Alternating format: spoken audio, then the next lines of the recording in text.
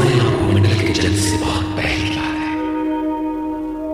तब केवल एक शून्य था, प्रकाश और अंधकार दोनों ही एक क्षण के साथ। इस शून्य का कोई रंग नहीं था, क्योंकि रंगों ने तो बहुत बाद में जन्म लिया। मैं उस शून्य का परिचय कैसे करूं, क्योंकि परिचय शब्दों की मांग करता है, और मैं भाषाओं के बनने से पहली बार करा। तब की बात जब कुछ नहीं था, कुछ भी नहीं था, बस एक स्वर था जो सन्नाटे के उस अथाह सागर में बह रहा था। सन्नाटा जिसका न कोई रंग न रूप, उसके विषय में सोचना भी संभव नहीं, क्योंकि सोच तो सीमित है, समय की डोरी से बनी हुई, ब्रह्मांड की सीमा रेखा के बाहर जा नहीं सकते। इसलिए हे मानव जाति, अपनी सोच की चौखट पर बैठकर आंखें बंद करके देख और मन के कान लगाकर सुन। मैं आयान हूं, आदिस्वर हूं, आदिध्वनि। मैं सर्वशक्तिमान महेश्वर सदाशिव जी का पुत्र हूं।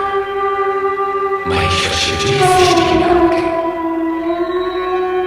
आदिदेवता सर्वशक्तिमान महेश्वर सदाशिव जी का सात्विक रूप जो पंचानन है, उस स्वरूप का प्रत्यक्ष दर्शनार्थ का स्मरण करता हूं। ओम नमः शिवाय।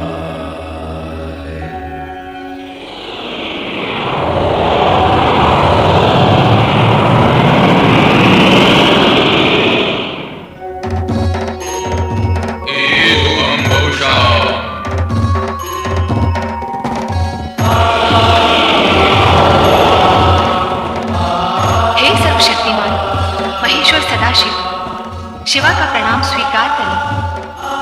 हे आदिशक्ति, मैंने तुम्हारा निर्माण नहीं किया, मैं तुम्हारा सृजन हूं। मेरा तुम्हारा अस्तित्व तो साथ ही का है। तुम मुझ में हो और मैं तुम में। तुम्हारे बिना मैं हो ही नहीं सकता। अतः मैं तुम्हें सादर प्रणाम करता हूं। हे सर्वशक्तिमान। हाँ, शक्तिमान तो हूं, किंतु मेरा शक्तिमान होना ही तो तुम्हारे होने का प्रमाण। यदि तुम न होती तो मैं शक्तिमान कैसे होता? अतः हे ईश्वर, न तुम्हारे बिना मेरा संभव है, न मेरे बिना तुम्हारा होना। और इस होने और ना होने के बीच क्या है? होने और न होने के बीच है जो होने वाला है। ओम के अंकुर स्वर के बीच। हे सर्वशक्तिमान, तो ये बताइए अब हम क्या करें?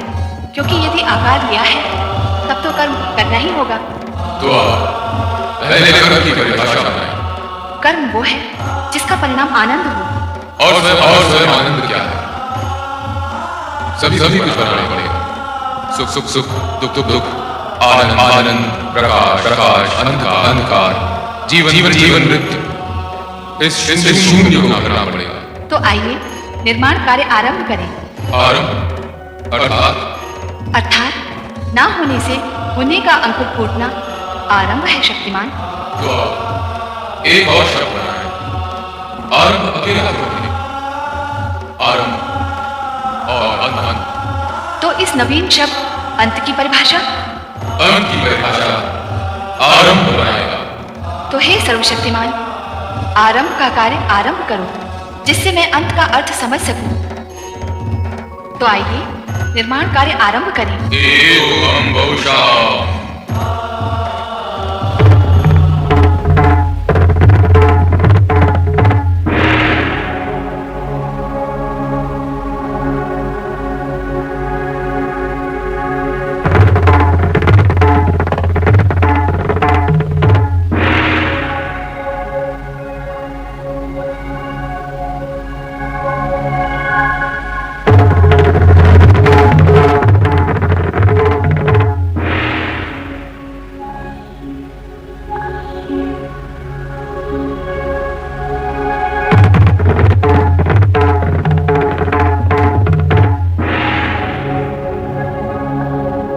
इस प्रकार संपूर्ण वातावरण में व्याप्त शून्यता को भरने के लिए देवादिदेव शिव और मां शिवा ने आकाश, वायु, अग्नि जल, पृथ्वी एवं ग्रह नक्षत्रों की रचना की।